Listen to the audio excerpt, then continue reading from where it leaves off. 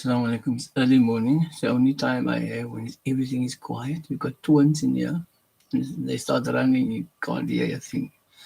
Okay, so I'm sharing some basic features of some experience I had having had asthma for many years, for about 40 years. I basically learned that the main thing about asthma is that the lung, in actual fact, gets clogged up, okay, with mucus. You're very susceptible to the environment, um, and then obviously when it's so tight you cannot breathe. So what helped me when there wasn't like you don't want to take medication all the time was hot water, and you drink hot water, then it loosens some of the phlegm. Also, what also helped, I'm talking about now natural stuff, was honey water. A little bit of water in the microwave, um, 20 seconds, and you dissolve a teaspoon of honey in there, and you drink it the first time in the morning. It's like an antibiotic as well. That it takes the phlegm, it loosens the phlegm. What I also discovered is obviously I was very susceptible to pneumonia, and so it was important for me not to get my chest clogged up. The sooner I get my chest opened up, the better it is. So I learned that if I allow my chest to clog up, then the phlegm gets yellow, and then it gets dark, and then it's extremely difficult for even the pump to work. What I also realized is that I must move my body in order to get the phlegm out. If I bend down and gravity assists in order to get the phlegm off the chest. And what I also discovered is when I sleep, and my chest is full of phlegm, when I've got a cold or a flu or asthma. Because when you've got asthma, you must make sure that you don't get the flu, because when the flu comes, then the asthma gets very, very bad. Now, it seems like coronavirus has got a similar kind of effect on the body, that the moment it gets into the lungs, then you don't get treated immediately, then it will clog it up and you won't be able to get medication through. So we are very at the risk. People who are like who've got asthma and things like that, and emphysema, are very, very highly at the risk at this particular moment in time. But we ask the Creator, Allah subhanahu wa ta'ala, to grant us health and safety, inshallah. But we have to look after our health. Some of the things, I'm not a medical doctor, but I'm just talking about my experience. I found that when I lie down at night and when I sleep and I have a tremendous amount of phlegm on my chest, when I get up in the morning, it's extremely painful because my body hasn't moved. So when I get up and then I go to the toilet and I go and take wudu and I move the body, the moment I start moving the body, I add my honey water in the morning, then automatically the phlegm comes loose. So I can understand why older people are affected by the coronavirus, because they don't move much. So if one is older, and it's important to move a lot, walk a lot, exercise. If you can, just move a lot, because if you don't move a lot, anybody who doesn't move a lot, your lungs do not get enough particular oxygen for external movement, and so the blood vessels cannot bring the waste matter away, bring fresh oxygen to the blood, etc., etc. So it is important to move. Now we know that when we're young, we exercise a lot and play a lot, and that helps us when we get older. because the body is actually, the cells are healthier, muscles are moving a little faster. So as we get older, we have to move the body a lot in order to clear the air, clear the air passages and so on. Now, walking upstairs, obviously, some doctors say it's very good to walk up and down stairs, a very important exercise. But generally, I think we must get the body to move, not to sit on one spot, watch TV all the time. That is the time when the body settles in and you don't get enough movement of the body.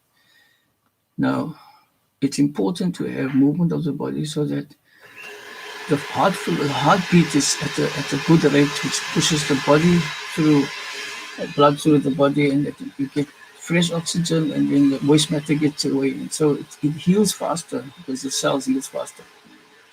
So I'm sharing this because some of the remedies for illnesses are very simple. In the Quran, Allah says that honey is a remedy for all ills, but most people are too. What comes from the bee is a remedy for all ills, but man is too arrogant to accept it. So one actually finds that there are simple remedies, like the lady who in Britain who actually uses onions, cut the onions up and put it on the chest, and she's recovered from the pneumonia from the coronavirus.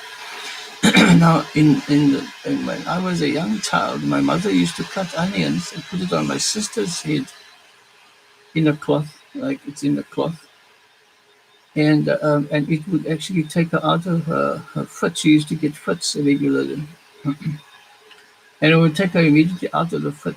And if my father painted the house, my mother would cut the onions and put the onions in water, and that would allow me not to get sick, because my air passages are getting this honey. I mean, this onion smell, or this onion aroma that is actually clearing the chest all the time. And so that's extremely important.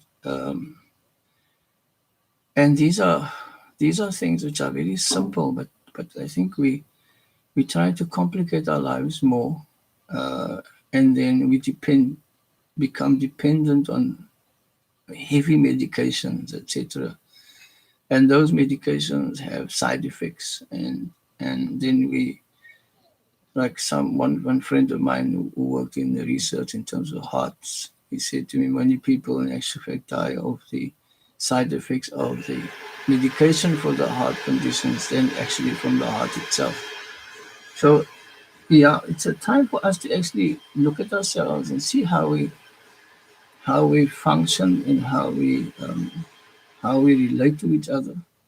One very important thing that I also want to share with people is that during times of disasters, etc., you find that communities are more powerful to assist each other than what governments are all over the world. So I am of the belief that if communities have that particular power during disaster areas and times, then what if they actually stay together and function well in terms of all particular features of life as a community, as a neighborhood, etc., in terms of food, in terms of production of electricity, water, etc. And that's not impossible, because a lot of research I've done 28 years, 30 years, in terms of quality learning and quality jobs, etc., etc. So it's possible. I hope somehow I'll get the opportunity and I'll get the kind of interest to share that with you. I'm starting off with this particular video to allow us to be able to just share and know that there's lots of hope, alhamdulillah. There's lots of opportunities for us to actually become very much self-sufficient and very much connected. This particular coronavirus gives us that opportunity to see the value of each other. And I think, I think it will, inshallah, give us a better grip on life, and not to be so dependent on structures and states and banks and all sorts of, funders and so on, which basically was the manipulation of the capitalistic education management and government structures that actually make people dependent.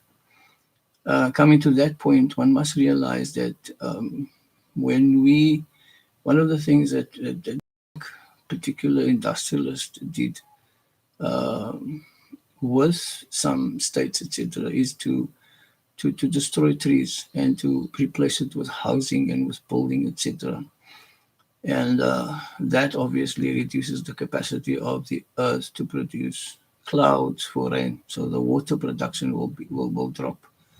And then everything else has a problem. So if we start planting trees, we will replenish the oxygen, etc., and we'll be able to have our fruit trees and so on. If you talk about the older people, you see some of them, particularly if you look at Bo-Kaap, it had lots of trees. In the old days, everybody had lots of trees around. So children would eat from the fruits of the trees.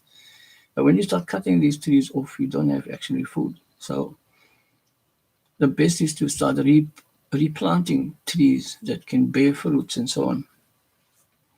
And if we don't have the ground space anymore, it's good to start with roof gardens, where we will actually replace the fresher oxygen as well as allow the transpiration to rise up and have more clouds and have more rain. And that's the most important feature about replenishing ourselves in terms of health and in terms of water supply. We need to be able to become more agrarian, as they call it. And it does happen. That's a cycle of life. We become industrialized, and then that kills us, and then we basically have to go back to the soil again. That's the cycle that Ibn Khaldun basically presents in his Muqaddimah, that people go through this kind of a cycle. All communities go through a cycle where they start from the soil, become producers, then we move into the artistic world, and then they start having problems again, and then they go back into the agrarian feature. So that's a kind of a cycle that happens. I'm hoping to have this kind of conversation and share this basic knowledge, and I hope I'll be able to get some good feedback, and have this kind of a regular kind of discussion. Thank you very much. Shukran. Assalamu alaikum. This is one of my first videos that I'm making now. The others I'm not so sure about, but let's start off some way. Shukran.